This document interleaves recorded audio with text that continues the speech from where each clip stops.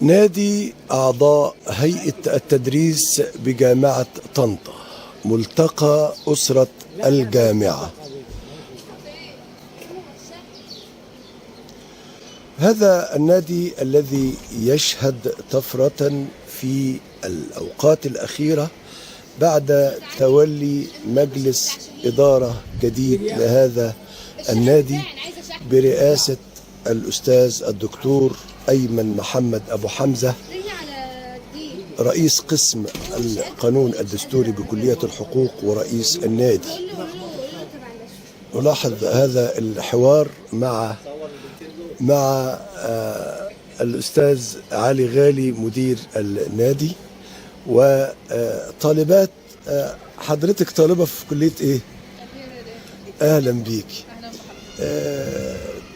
بتيجي كتير نادي أعضاء هيئة التدريس؟ شايفاه مكان كويس؟ اسم حضرتك أتعرف بيكي؟ رحاب رجب.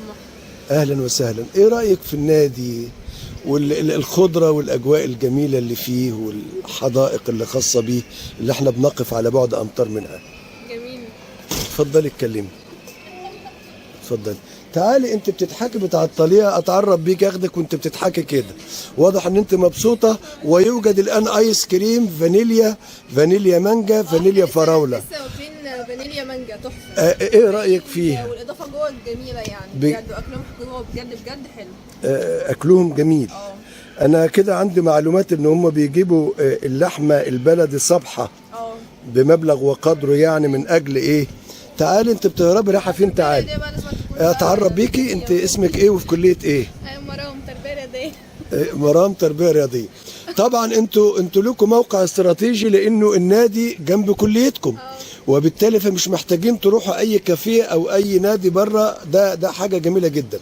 ايه رايك في النادي في الطفره الاخيره فيه؟ هو اللي بيلمنا. انت بتشاوري على الحديقه ولا لا، على الحديقه. على الحديقه. بيجمعنا جوه اصحابنا بقى وكده، بنقعد مع بعض. هو المكان نعم. الوحيد اللي نعم بيلم نعم صحابي بقى وكده. نعم. ايوه واضح ان انتوا طالعين مبسوطين من نادي اعضاء هيئه التدريس. اكيد تربيه رياضيه ولا ايه؟ ايه رايكم في نادي اعضاء هيئه التدريس في ثوب الجديد؟ ما شاء الله حاجه مشرفه لينا كلنا. والحمد لله معامله كويسه جدا، والاماكن نظيفه. نعم. منظمه جدا. نعم. ومعامله حلوه جدا. ما شاء الله. اكل نظيف جدا، والميه كويسه جدا. نعم. كل حاجه كويسه يعني. انتوا جايين كنتوا قاعدين في الحديقه دي ولا انتوا جايين منين؟ كنا قاعدين في فتره امتحانات وخلصنا محاضرات. الاكل في ايد دليل اهو. كنا قاعدين بناكل ونشرب كده يعني. جميل. حضرتك ده سندوتش من النادي ولا ده؟ فاهيتا فراخ. معموله في النادي. ايه رايك فيها؟ لا ما شاء الله والله اكلهم جميل. يلا اتمنى لكم وقت سعيد. الاستاذ علي بيراجع التكييفات. بيراجع التكييفات. معالي الاستاذ الدكتور ايمن محمد ابو حمزه رئيس نادي اعضاء التدريس، برحب بحضرتك. وبعدين شيء جميل انه يوجد الان ايس كريم، واعتبارا من غدا الثلاثاء اللي هو كان 16/4 اللي عدى سيتم عمل سندوتشات فول وطعميه، وايضا لقيت فاهيتا فراخ مع هذا الطالب الجميل اللي بياكل وهو مبسوط. ورحاب ومرام اهلا بيك. ضبش رئيس دفعه فرقه رابعه. ضبش محمد ضبش. اهلا بيك يا محمد. امين اللجنه الرياضيه اتحاد طلاب التربيه الرياضيه. اعتقد كده انه كل طلاب التربيه الرياضيه هيكون لهم مسار هنا ان شاء الله. تمام. اتمنى لكم التوفيق. الاستاذ دكتور ايمن محمد ابو حمزه، انا محتاج اخد جوله قبل ما ندخل في تفاصيل هذا النادي من الداخل. استاذن حضرتك ولا حضرتك عايز نطل على هذه الحديقة من البلكونة في الدور الثاني؟ اتفضل يا دكتور. اتفضل حضرتك. اتفضل يا دكتور. حضرتك اتفضل. صالات مكيفة بالنسبة للأعضاء. نعم. يقدروا يقعدوا فيها مع بعض ويتكلموا وياخدوا واجبهم، خاصة نعم. كمان في فترة الشتاء. جميل. فترة الشتاء ما يقعدوش بره كتير، فبيبقوا المكان ده تمام. أحسن في الوقت. نعم. اتفضل حضرتك. احنا كده في الدور الأول الاستقبالات.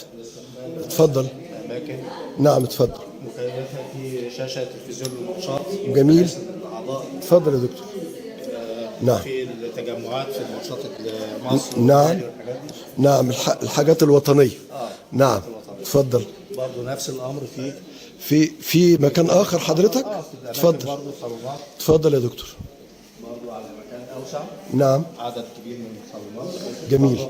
أنا ملاحظ يا دكتور أيمن الحاجات الفخمة، التأسيس الفخم لنادي أعضاء التدريس، يليق باعضاء التدريس. يعني هذه الحاجة التحفة الجميلة اللي أنا معجب بها دي كانت جدا. من الحاجات اللي هي على درجه من الفن. وأنا واخد حضرتك من المرآة، حضرتك اتفضل كمل. اتفضل. دي احنا وقت التأسيس كنا حاطينها في اعتبارنا. نعم. الستاير، الانتريهات على درجة عالية. يعني حاجة تليق بالأساتذة وبالزوار، وفي شخصيات مهمة، في وزراء وفي قيادات بيدخلوا هنا. طبعا رئيس الجامعة على نعم. متواجد. لا، والإفطار حتى الترابيزة جميلة قوي، بسم الله ما شاء الله، رائعة جدا الترابيزة دي، عجباني. اتفضل. لا اتفضل يا باشا، اتفضل حضرتك. نفس الامر هنا. ده صالون استقبال آخر حضرتك. اتفضل. الأسرة كلها تبقى متواجدة. نعم. اتفضل. سواء الانترنت والحاجات دي. نعم، اتفضل يا دكتور، اتفضل يا دكتور. مكان مصلى ليهم. اتفضل يا دكتور، اتفضل يا دكتور.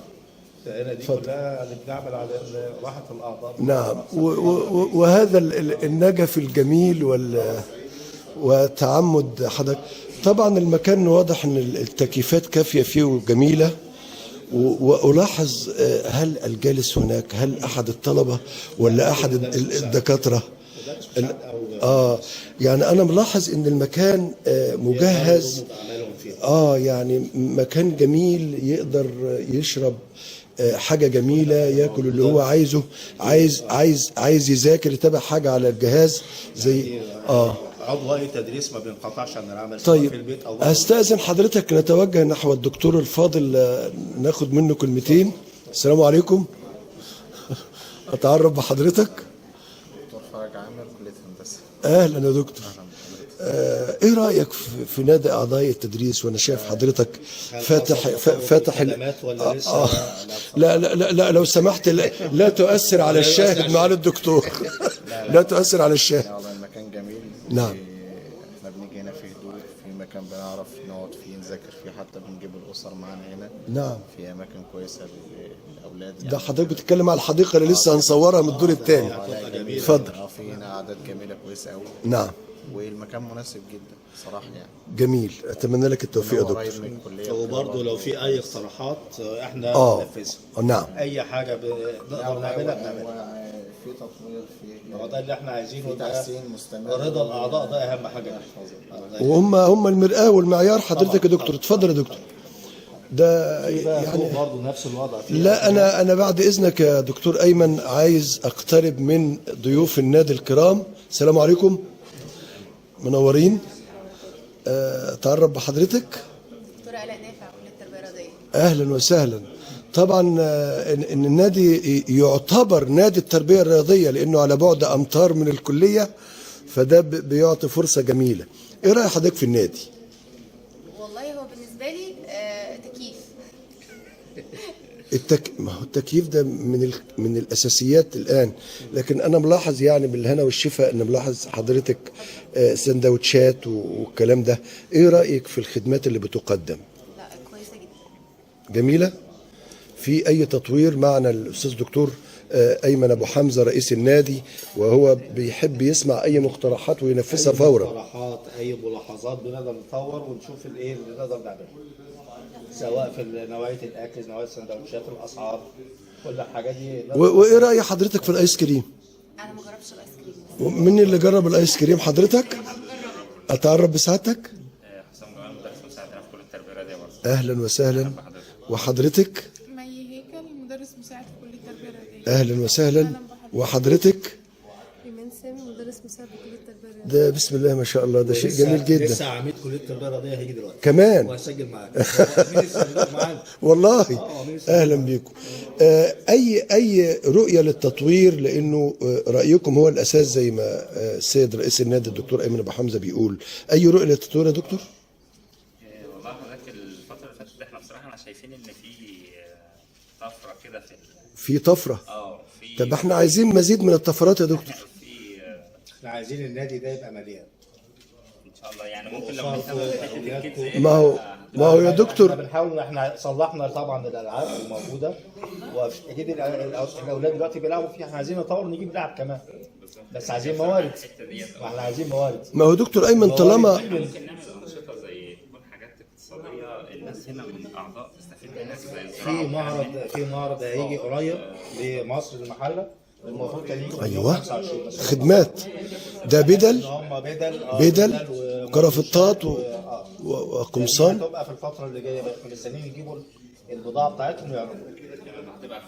هتبقى غيرهم برضه في حاجات ثانيه هتبقى برضه معرض هنا، وهنحاول تربيه نوعيه يجي يعرضوا برضه المنتجات بتاعت الطرف. جميل جميل. كليات زراعه احنا عندنا حاجات هنا، نحاول برضه هنا الجنينه يعملوا برضه حاجات مزرعات والحاجات دي نستفيد منها، وكل زراعه ممكن تعرض برضه عشان نقولها لا.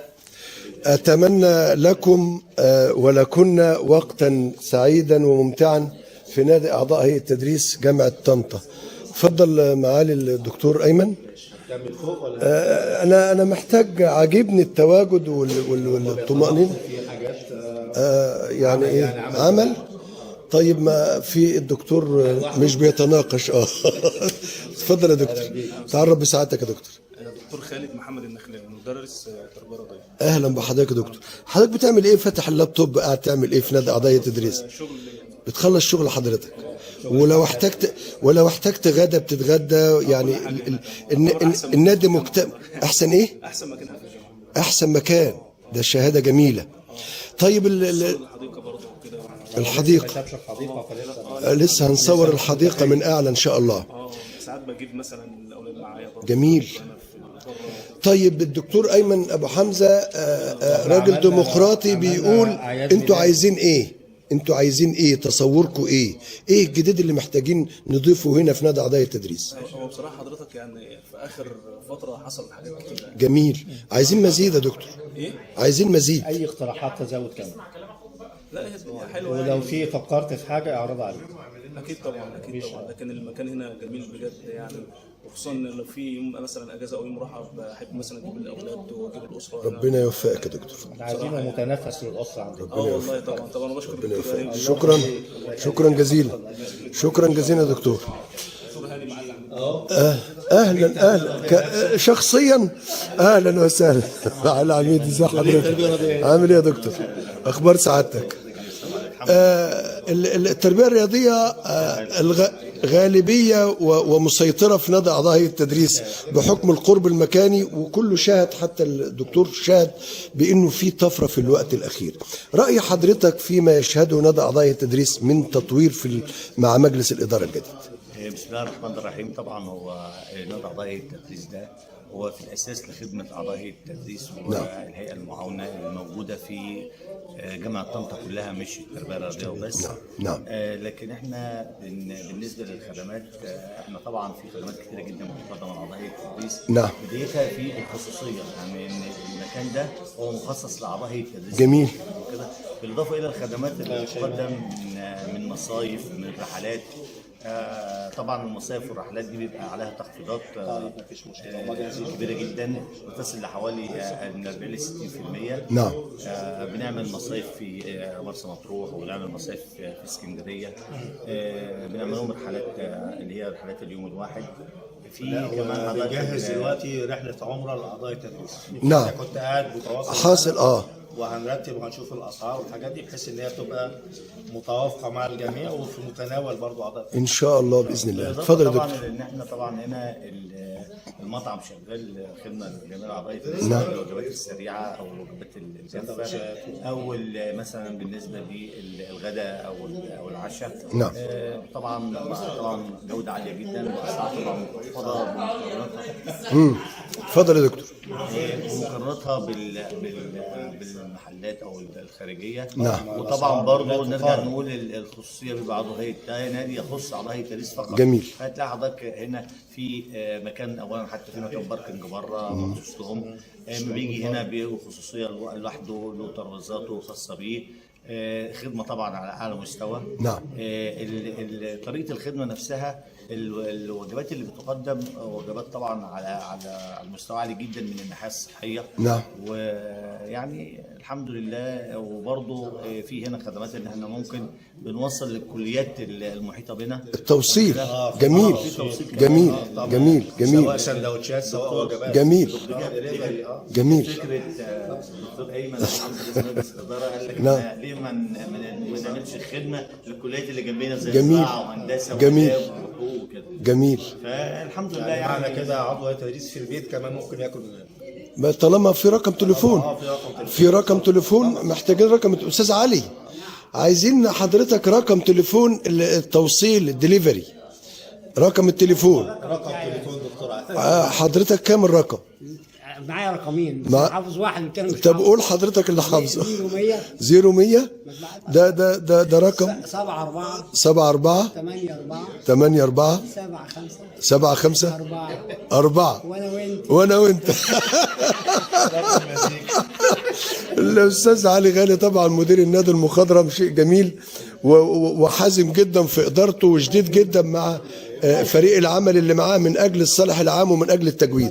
استاذنك معالي العميد اكمل الجوله مع الدكتور ايمن ابو حمزه. تفضل. طب اتفضل دكتور. اتفضل معالي العميد. اتفضل. ننتقل الان من الدور الاول الى الدور الثاني. شكرا معالي العميد. الى الدور الثاني بنادي اعضاء هيئه التدريس بجامعه طنطا. وما زال هذه الجوله مع الاستاذ دكتور ايمن ابو حمزه رئيس نادي اعضاء هيئه التدريس. اتفضل يا دكتور. اتفضل حضرتك. نتجه الى الدور الثاني بنادي اعضاء هيئه التدريس بجامعه طنطا. ايضا في اشياء جميله. اتفضل يا دكتور. جميل قوي، ده يعتبر استقبال وانتظار لحين اتفضل يا دكتور. ايضا المكان مكيف، تكييف كافي حضرتك كما ترصد الكاميرا، وايضا شاشات ايضا، وصاعق الناموس وده مهم جدا. صواعق الناموس. اتفضل يا دكتور. اتفضل. دي صالة الطعام. صالة الطعام، لكن ده الانتريهات الجميلة مجهزة لأكثر من 200 واحد. 200 يعني ممكن لو حد في مناسبة ولا حاجة. في مناسبة. ممكن يحجز عندنا. طيب احنا كل يوم كل الكليات فيها مناقشات وامور، يعني ده امر مهم جدا في اطار الرؤية الجديدة يا دكتور. السلام عليكم ورحمة الله. اهلا وسهلا. عشان هم بياكلوا بس بعد اذنهم. السلام عليكم. منورين. ازيك يا دكتور حضرتك؟ منورين. اتفضل يا دكتور. في أي ملاحظة؟ لا تمام. تسمحوا لي اقترب منكم لمدة ثواني بس حضرتك بعد ما تخلص حضرتك اتعرف بحضرتك. خليه واقف. اتعرف بحضرتك. دكتور حجاج ابراهيم محمد. نعم. واخد وسام كافالير فارس رئيس ايطاليا. مساعد وزير خارجيه. واخد وسام فارس من رئيس ايطاليا. وسام قائد من وزير الخارجيه. ايوه. واخد درع التقديريه على المسابقه العربيه. طب ليه حضرتك كل هذه التكريمات؟ لماذا؟ السبب ايه؟ اصلا انا دكتور اثار ترميم واثار رميم مكان اثري، وجبت برضه مكافاه لجامعه طنطا، وانا بشكر الدكتور على نعم. وجبت هنا اتوبيس لنقل الطلبه في جامعه طنطا، وجبت كنت اخد برضه طالب طنطا ادربه في المركز الايطالي. نعم. وجبت مكافاه 5 مليون جنيه. جميل. طنطا ايام دكتور خاطر. جميل. حجاج ابراهيم محمد. اهلا يا دكتور. جميل قوي. يعني انا اقف امام تاريخ احد الاساتذه اللي يعتبروا تاريخ الانجازات السريعه اللي حضرتك عملتها. جامعات مصريه حتى في المعهد العالي في المسرحيه ومعهد سينما كنت بقدم تاريخ فني. الله. يعني من تلاميذ احمد السقا وهاني رمزي وياسر جلال. الله. اسم الجامعه طنطا. طب انا عايز كل هذا التاريخ، عايز راي حضرتك في نادي اعضاء التدريس اللي انا سعدت ان حضرتك بتتناول وجبه الغذاء مع زميل حضرتك. انا ما بحبش جامع، اقسم بالله.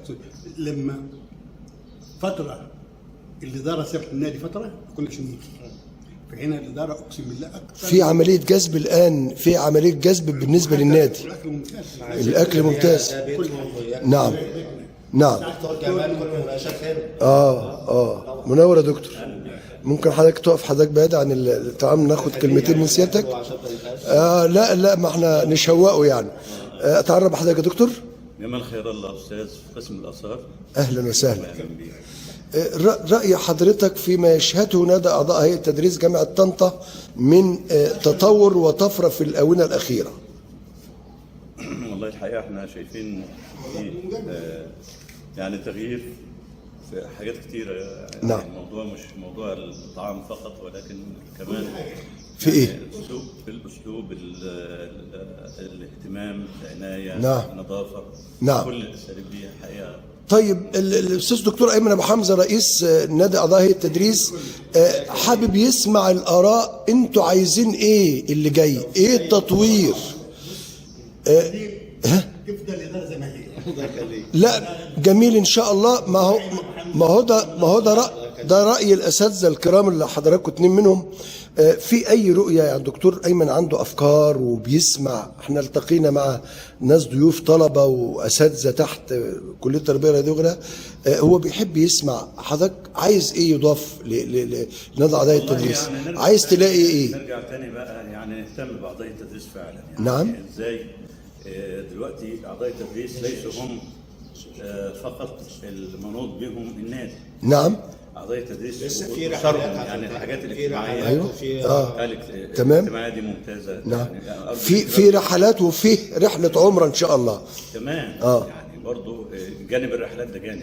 احنا بنتكلم عن الجوانب الاخرى، اهتمام باسره عضو هيئه التدريس. نعم. بتتابع الصفحه عندنا؟ ايوه نعم. طب عاملين دلوقتي الصفحه اسمها ايه يا دكتور ايمن؟ صفحه نادي اعضاء التدريس. صفحه نادي على الفيسبوك. يعني لسه لغايه امبارح عاملين اعلان ان الاطفال بالنسبه لاولاد او احفادهم يتعلموا الرسم والنحت كمان الموسيقى دي كلها. جميل. يعني في جانب كانوا مهتمين بيه الاول برضه، اللي هو موضوع تكريم الاوائل. التكريمات، احتفالات التكريم يا دكتور ايمن. الشهادات بعد النتيجه هنعملها. يعني ابنائنا اللي في الثانويه العامه لا احنا هنعمل كمان اعياد ميلاد.